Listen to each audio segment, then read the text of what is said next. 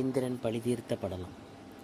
ஆசிரியரை மாணவர்கள் மதித்து நடந்து கொள்ள வேண்டும் என்பதை வலியுறுத்துவதாக சிவபெருமானின் முதல் திருவிளையாடல் அமைந்தது. தேவலோகத்தின் அரசன் யார் என்றால் தேவேந்திரன் என்று பச்சை குழந்தை கூட பதில் சொல்லிவிடும். அவன் தேவேந்திரன் என்றாலும் அவனுக்கும் சட்டத்திட்டங்கள் உண்டு. குறிப்பாக தலைமை பொறுப்பில் உள்ளவன் சட்ட திட்டங்களை மதித்து நடக்க வேண்டும். தனது பொறுப்பில் பலர் இருக்கிறார்களே என்ற அக்கறை வேண்டும். இல்லாவிட்டால் பதவி பறிபோய்விடும். தேவேந்திரனுக்கும் ஒரு நாள் அப்படி ஒரு நிலை வந்தது. பூலோகத்தில் புண்ணியம் செய்தவர்களே தேவர் என்ற அந்தஸ்தை அடைகிறார்கள். பூலோகத்தில் அவர்கள் அடைய நினைத்த இன்பமெல்லாம் அங்கு கிடைக்கும். அதற்காக எதற்கும் ஒரு நேரம் காலம் உண்டல்லவா? அங்கும் நல்ல நேரம் கெட்ட நேரமெல்லாம் உண்டு. தேவேந்திரனுக்கு ஒரு நாள் கெட்ட நேரம் வந்தது. பெண்களின் வடிவில் தேவலோகத்தில் தேவர்கள் கூடி கழித்திருக்க நாட்டியத்தை ரசிக்க அப்சரசுகள் எனப்படும் தேவகன்னியர் உண்டு. அவர்களில் ரம்பா, ஊர்வசி, திலோத்தமா ஆகியோர் குறிப்பிடத்தக்கவர்கள். அவர்களின் நடனத்தை ரசித்து கொண்டிருந்த தேவேந்திரன் பல அப்சரசுகளின் அலையில் மயங்கி லயித்து கிடந்தான். அந்த நேரத்தில் தேவர்களின் குருவான பிரகஸ்பதி அங்கு வந்தார். இவர் யார் தெரியுமா? நவக்கிரக மண்டபத்தில் மஞ்சள் ஆடை உடுத்தி வடக்கு நோக்கி ஒரு சிற்பம் இருக்குமே, அந்த குரு பகவான் தான். இவரது பார்வை ஒரு படத்தில் பட்டாலே நல்லது நடக்கும். அதனால தான் குரு பார்க்க கோடி நன்மை என்பார்கள். தேவேந்திரனுக்கு தான் கெட்ட நேரம் ஆயிற்றே. இல்லாவிட்டால் பொறுப்புள்ள பதவியில் உள்ள ஒருவன் பெண்களுடன் பொது இடத்தில் கூடி கழிப்பானா? மறைவிடத்து விஷயங்கள் பொது இடத்தில் நடந்தால் யாரால் கொண்டு பார்க்க முடியுமா? பிரகஸ்பதி தேவேந்திரன் நிகழ்த்திய கூத்தை பார்த்து அப்படியே கண்ணை பொத்தி கொண்டார். குரு பார்வையை மூடினால் நிலைமை என்னாகும் என்று சொல்லி தெரிய வேண்டியதில்லை. தேவேந்திரனுக்கு ஆரம்பமானது கெட்ட நேரம்.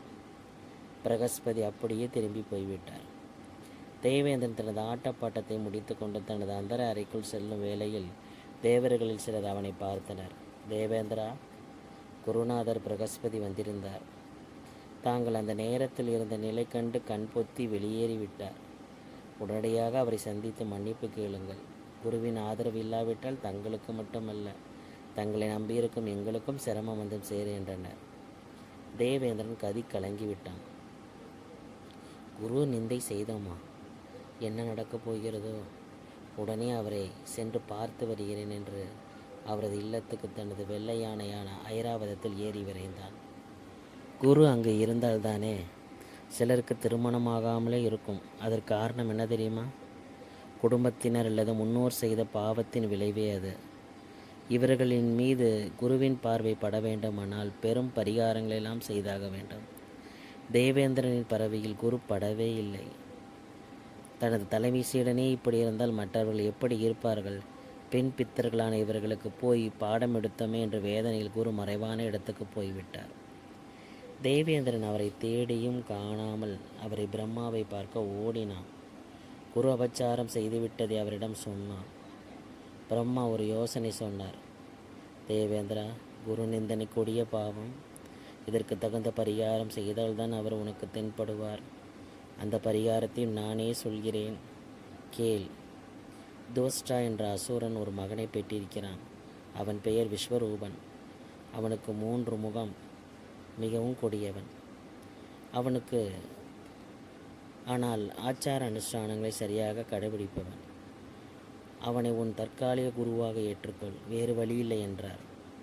குரு பார்வை இல்லாவிட்டால் கெட்ட நேரம் விடவே விடாது. இந்திரன் அதற்கு விதிவிலக்கா என்ன? பெரியவர்கள் ஒன்றை சொன்னால் அதை நம்பிக்கையுடன் செய்ய வேண்டும். தன்னிலும் உயர் பதவியிலுள்ள வேதநாயகனான நான்முகன் சொன்ன யோசனை இந்திரனுக்கு பிடிக்கவில்லை. தேவலோகத்துக்கு ஒரு அசுரனை குருவை நியமிக்க சொல்கிறாரே, இவருக்கு என்ன ஆயிற்று என்று எண்ணியபடியே சென்றான். இருப்பினும் அவரது யோசனையை செயல்படுத்தாவிட்டால் அவரது பகையையும் சம்பாதிக்க நேரிடும். மேலும் தேவலோகத்துக்கு ஒரு குருவும் நிச்சயம் வேண்டுமே என்ற எண்ணத்துடன் விஸ்வரூபனை சந்தித்து அவனை வணங்கினான். என்ன இந்திரா, தேவலோக அதிபதி என்னை தேடி வந்திருக்கிறாய்? என்ன விஷயம் என்றான். தங்களை குருவாக ஏற்க வந்துள்ளேன். தாங்கள் தேவலோக குரு பதவி ஏற்க வேண்டும் என்றான். விஸ்வரூபனுக்கும் இதில் மனமில்லை. அசுரனான நாம் தேவர்கள் குருவாக இருப்பதாவது, இருப்பினும் தானாக வலையில் வந்து சிக்கிய மானை விட்டு வைக்கலாமா? சிங்கமாக இருந்தால் இந்த தேவர்களை ஒரு வழி செய்துவிட வேண்டும்.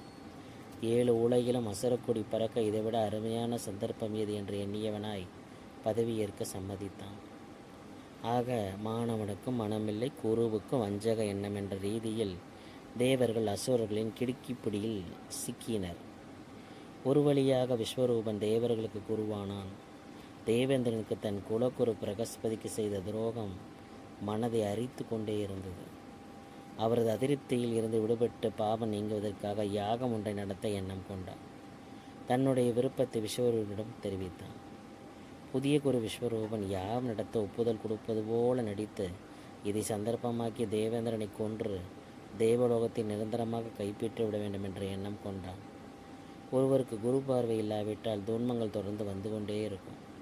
தேவேந்திரனுக்கும் இந்த யாகத்தின் மூலம் பெரிய துன்பம் வந்து சேர இருந்தது. யாகம் துவங்கியது. விஸ்வரூபன் யாகத்திற்கு தலைமை வகித்தான். யாக குண்டத்தில் நெய்யை வார்க்கும்போது தேவர் குலம் தலைக்க வேண்டும் என்பதற்கு பதிலாக அரக்கர் குலம் தலைக்க வேண்டும் என்று சொல்லி நெய்யை ஊட்டினான். மந்திரங்களை மனதிற்குள் உச்சரித்தான். அவன் என்ன செய்கிறான் என்பதை யாராலும் அறிந்து கொள்ள முடியவில்லை. தேவேந்திரன் சுதாரித்து கொண்டான்.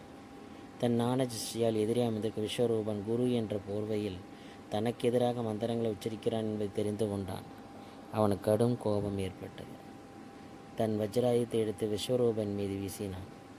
இந்திரனின் வஜ்ராயத்துக்கு தப்பியவர்கள் யாரும் இல்லை. விஸ்வரூபனின் 3 தலைகளையும் அது கொய்தது. அந்த தலைகள் 3 பறவைகளாக மாறி வானில் பறந்தது. எப்படியோ விஸ்வரூபனின் ஆவி பிரிந்து விட்டது. ஏற்கனவே பிரகஸ்பதியின் சாபத்தை பெற்றுக்கொண்ட இந்திரன் இப்போது புதிய குருவான விஸ்வரூபனையும் கொன்று விட்டதால் பிரம்மகத்தி தோஷம் கொலை பாவம் பற்றி கொண்டது.